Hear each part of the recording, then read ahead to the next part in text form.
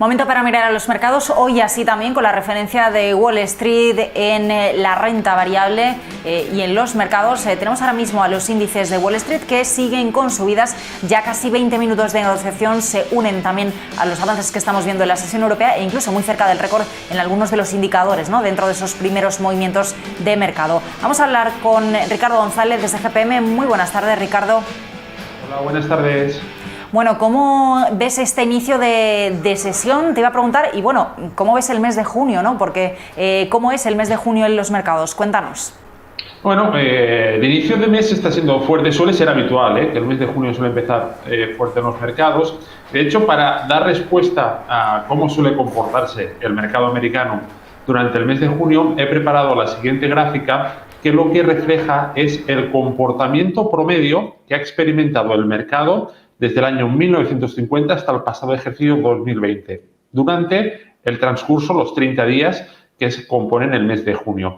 Hay tres fases claramente diferenciadas. En sus primeros 20 días, el mercado tiende a mostrarse favorable históricamente durante el mes de junio. Y es a partir aproximadamente del día 18, del día 19, cuando se observa una mayor debilidad, que incluso llega al mercado americano, en este caso, a cifras negativas, a retornos negativos en su promedio histórico. Y son las últimas sesiones del mes las que favorables son capaces de dar la vuelta a ese tono negativo. Hay que pensar que el cierre del mes de junio es el cierre trimestral y semestral, no es un cierre cualquiera. De ahí que estas alzas que suelen experimentarse en las últimas jornadas no son casuales. Así que, a grandes rasgos, resumiría esos tres tramos. En sus primeros 20 días, el mercado suele mostrarse favorable durante el mes de junio. Después de esos 20 días hay algo de debilidad en los mercados para la que hay que estar preparados y de cara al cierre trimestral y semestral suelen volver a las alzas al mercado. Ricardo, teniendo en cuenta todos estos factores para el mes de junio que iniciamos y también teniendo en cuenta que con él vamos a cerrar ese primer semestre de 2021, ahora mismo, ¿qué deberíamos hacer respecto a nuestras carteras? Ha llegado el momento de hacer cierta rotación sectorial. Sí que es cierto que el año pasado y también a principios de este año mirábamos con cierto furor, por así decirlo, a las tecnológicas. Ahora parece también que desde la última presentación de resultados se ha apaciguado un poco ese atractivo respecto al sector. ¿Tenemos que empezar a virar hacia otros? Sí, a ver, este año 2021 ha habido un gran cambio con respecto al año 2020 y han sido dos. El primero de ellos ha sido el incremento en los rendimientos de la renta fija y el segundo de ellos ha sido el incremento en los precios de las materias primas. Esto, todo junto, nos lleva a ese incremento de la inflación y ¿a qué beneficia este movimiento? A los sectores más cíclicos. Por lo tanto, en 2020 las que funcionaban mejor eran las tecnológicas y en este año 2021 he preparado una lista con los sectores que mejor están funcionando y ahí vemos en la cabeza al sector metalúrgico. No es casualidad. El sector metalúrgico depende mucho de los precios de las materias primas, porque si las materias primas suben de precio, los márgenes de beneficio de estas compañías aumentan. También se ha beneficiado muchísimo la banca. Hablaba hace un momento de esas alzas en los rendimientos de los bonos y esas alzas en los rendimientos de la renta fija son la materia prima del sector financiero. Eso les beneficia y les llevan a esa parte alta. También las papeleras, que dependen mucho de los precios de las materias primas, en este caso de la madera o las aseguradoras de vida, que es un caso muy similar al de la banca. También hay otros sectores cíclicos, por el sector de las constructoras, como el sector automovilístico, como el sector industrial, que hay que tener muy en cuenta, por lo que comento, a diferencia del año 2020, que triunfaban las tecnológicas, ahora mismo el dinero lo que quiere son sectores cíclicos, y ahí los estamos viendo destacando tanto a financieras como a empresas ligadas a las materias primas. Dentro de los sectores a los que es interesante mirar y dentro de los mercados a los que podemos mirar, Ricardo, ¿qué me dices del momento que están teniendo las small caps en este contexto? Sí, pues fíjate que las pequeñas compañías es un segmento, porque no es un sector en sí, es un segmento de mercado que está funcionando muy bien. De hecho, prácticamente ahora mismo de los grandes índices americanos, el Russell 2000, que está un escaloncito por debajo, está mejor que ellos. Lo tenemos ya en pantalla. Para el que no lo sepa, el Russell 2000 se compone de las 2.000 compañías más pequeñas dentro del Russell 3000. Y esto lo hace un buen índice para saber cómo se están comportando las materias primas. Ya que sabemos esto y observamos su gráfico, vemos tres cosas muy importantes. La primera de ellas, está en tendencia alcista. Es decir, las empresas de pequeña capitalización, no escapan de las alzas del mercado. Segundo dato importante, esta zona verde del S&P en positivo nos dice que están subiendo a un ritmo superior que los grandes valores. Es decir, los pequeños valores suben más que los grandes valores. Este es un dato importante porque significa que hay confianza en el mercado. Y por último, pero no por ello menos importante, esta alerta que tenemos aquí nos avisa que se espera un movimiento violento. Dada la tendencia alcista de los valores pequeños, su fortaleza y el contexto global alcista en el que estamos, lo más probable es que este movimiento se produzca al alza. Se confirmaría si el Russell 2000 supera los 2.350 puntos al alza aproximadamente. Obviamente, una pérdida de los 2.000 puntos nos haría ser más cautelosos, pero ahora mismo, con esta tendencia alcista tan favorable, el escenario más probable es que ese desarrollo del movimiento violento que veamos en los small cap se produzca al alza.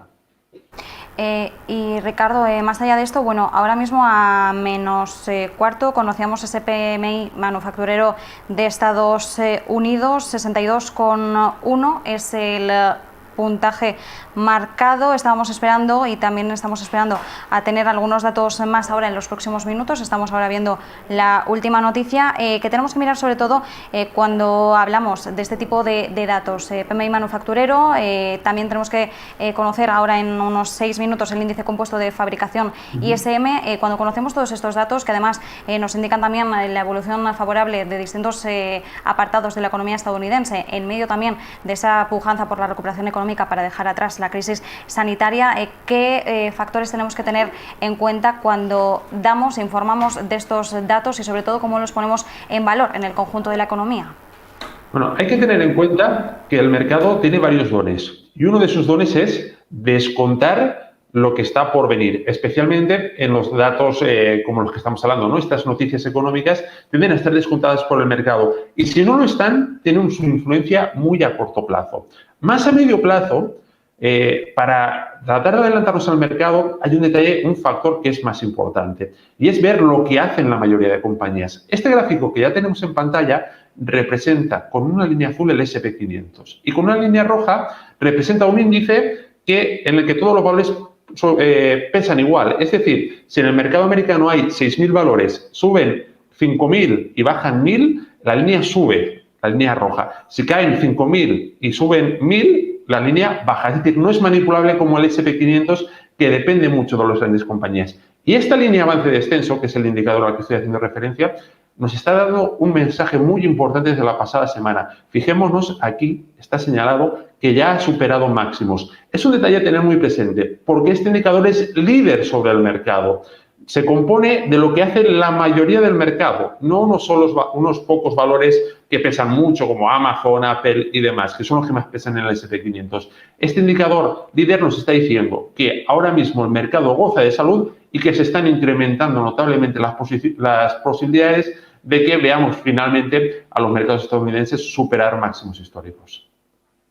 Bueno, mencionaba Marta de ese dato macro que acabamos de conocer en Estados Unidos. También hemos conocido esos datos de PMI que nos dan cuenta un poco de cómo está el sector en Europa, unos datos que han sido bastante positivos y que bueno, pues también están apuntalando o ayudando, ¿no?, a esa subida que estamos viendo hoy en los mercados. De hecho, la bolsa europea está cerca, ¿no?, de esos máximos, marcan los máximos desde 2008. ¿Cómo ves a los mercados en Europa? Sí, antes hablábamos que en el año 2020 triunfaba la tecnología y en este 2021 los sectores más cíclicos, y hay otro cambio en el 2021, y es que en 2020 las bolsas americanas eran las más fuertes del mundo y nadie era capaz de toserles. Y en este 2021 sí, estamos viendo a diferentes bolsas europeas mejorar mucho su situación técnica y esto es muy importante para los inversores. ¿Por qué? Porque nos permite diversificar geográficamente. El año pasado, 2020, que Europa lo hacía peor que el mercado americano, Europa suponía un coste de oportunidad. En cambio, en este año 2021 estamos viendo índices como el de Francia, como el de Austria, como el de Suecia, incluso el propio mercado español, que están subiendo incluso más que que el mercado americano. Esto, evidentemente, ya es un escenario muy diferente al del año pasado. Es un escenario que nos permite diversificar geográficamente más allá de Estados Unidos y tener una cartera pues, equiponderada, por ejemplo, entre Estados Unidos y Europa, porque son dos mercados que de forma conjunta están funcionando muy bien. Y Ricardo, dentro de la renta variable europea, ¿cuáles podrían ser quizás los sectores que más se puedan pujar frente a los valores a los que tradicionalmente miramos en Estados Unidos? Sí, en este caso hay mucha similitud con respecto a lo que sucede en Estados Unidos. De hecho, no es casualidad. Pensemos que en Europa hay más peso de las industrias financieras y cíclicas que en Estados Unidos, ¿vale? Y ese beneficio en los flujos monetarios que están teniendo las empresas financieras y cíclicas, pues está beneficiando tras de sí a la renta variable europea. Son segmentos de mercado, tanto la renta variable europea como la renta variable americana, que ahora mismo tienen en común que los sectores que mejor están funcionando son los sectores cíclicos. Ahí ya pues podemos hablar de, por ejemplo, el sector bancario, que ya hemos citado, y no es casualidad. Por ejemplo, hablaba ahora mismo que el mercado español está mejorando su aspecto técnico. ¿Por qué? Porque es un mercado muy ponderado por empresas financieras. Las financieras se están beneficiando de esas alzas en los rendimientos de la renta fija que hemos visto durante los últimos meses y eso, a su vez, beneficia al mercado español. Por lo tanto, a nivel sectorial, la hoja de ruta a seguir es muy similar tanto en Europa como en Estados Unidos. Sectores cíclicos y también a tener muy en cuenta esa diversidad geográfica a la hora de construir las carteras, que es una ventaja que tenemos ahora mismo en 2021 y que no teníamos en 2020. Ricardo, te quería preguntar también, por último, por el petróleo. Hoy estamos viendo máximos en los últimos 2 años en el precio. Hoy teníamos esa cita virtual por parte de la OPEP Plus y están empezando a trascender algunas noticias. Parece que la OPEP, según lo que se está empezando a publicar hasta ahora, estaría lista para aumentar la producción en julio, ¿no? Después de los recortes que hemos visto en los últimos tiempos. ¿Cómo ves el sector petrolero? Bueno, hemos comentado aquí en diferentes ocasiones que si hay algo que les gusta a las materias primas es ver un dólar débil. Estamos en un contexto, desde hace meses, de clara debilidad del dólar. ¿Qué se benefician? Las materias primas. ¿Y qué materias se benefician especialmente? Las que están más fuertes. ¿Cuáles están más fuertes ahora mismo? Las materias primas energéticas. Es, sin lugar a dudas, uno de los grandes protagonistas de este año 2021. Esas alzas en las materias primas que, como ya hemos comentado a lo largo de la intervención, benefician a su vez a sectores como el petrolero o las metalúrgicas, entre otras. Es otro segmento de mercado, el de materias primas, algo más especializado, pero que podemos tener en cuenta a la hora de diversificar las carteras, ¿no? Porque muchas veces están descorrelacionadas con renta variable y ante posibles consolidaciones de precio pueden ser un elemento muy útil de cara a las carteras. Las perspectivas para las materias primas son positivas mientras se mantenga esa debilidad del dólar, especialmente para las materias primas energéticas, que, insisto, son ahora mismo dentro de los 4 grandes grupos de materias primas compuestos por energéticas, los metales industriales, las agrícolas y los metales preciosos. El de las materias primas energéticas es el más fuerte ahora mismo y el que hay que tener más presente. Pues Ricardo González, muchísimas gracias por acompañarnos este ratito. Gracias a vosotras. Buenas tardes.